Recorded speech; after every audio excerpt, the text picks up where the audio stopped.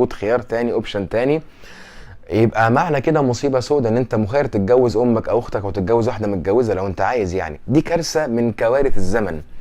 احنا بنعاني من خلل في الفتره اللي فاتت دي، وانا قلت الكلام ده من 2011 من المتصدرين اللي بيسموا نفسهم قرآنيين او تنويرين. الناس دي بتقطع فعلا حرفيا القرآن كأنه لحمه، بيشفوا فيه زي ما هم عايزين، بيصطنعوا معاني في اللسان العربي مش موجودة خالص ولا تستقيم. هديكم مثال تاني. ربنا سبحانه وتعالى قال في سورة البقرة: كتب عليكم القتال وهو كره لكم. يعني الله سبحانه وتعالى ألزم وأوجب الجهاد والقتال على المسلمين. طيب قتال الأعداء، هل قتال الأعداء يا جماعة في قولان؟ يعني ممكن أسيب العدو يحتلني ويجي ويقعد معه ويقول له والله معلش ربنا قال لي كتب عليكم القتال، ما قالش فرض عليكم القتال. فعادي انت براحتك ممكن تقعد معي هنا تحتل مني حته مثلا من بلادي ونعيش مع بعض حلوين وعادي، في اوبشن انك تعيش معايا. هل يقبل عاقل ان ده يكون معنى الكلمه؟ مش ممكن. لما ربنا سبحانه وتعالى قال كتب الله لأغلبن أنا ورسلي، هل يجي عاقل يقول ده ربنا سبحانه وتعالى ممكن يكون كتب كده، ممكن يكون كلام ربنا ده مش هيحصل؟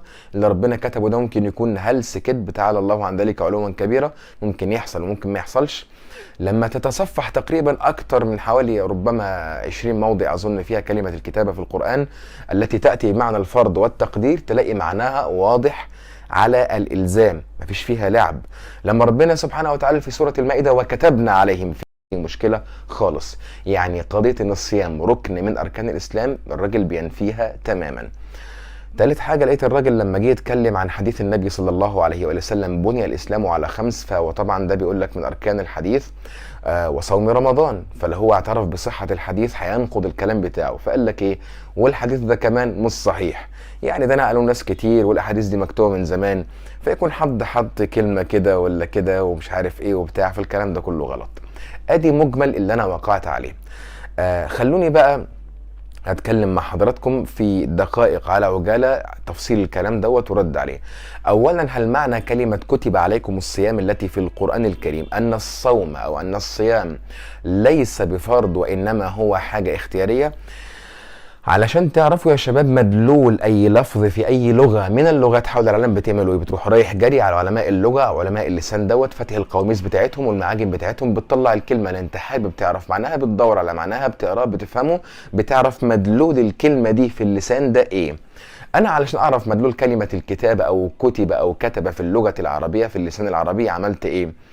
رحت رايح زي ما بقول لحضراتكم كده، عملت العمليه العلميه الطبيعيه اللي اي حد فيكم هيعملها.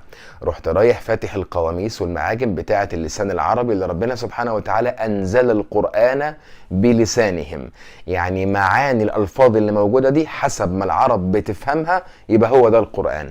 فرحت رايح فاتح المعاجم، جبت على سبيل المثال لسان العرب، لقيت لسان العرب بيقول لي ايه؟ ان كتب بمعنى فرض، وان كتب بمعنى فرض، اذا هو مفروض ولازم.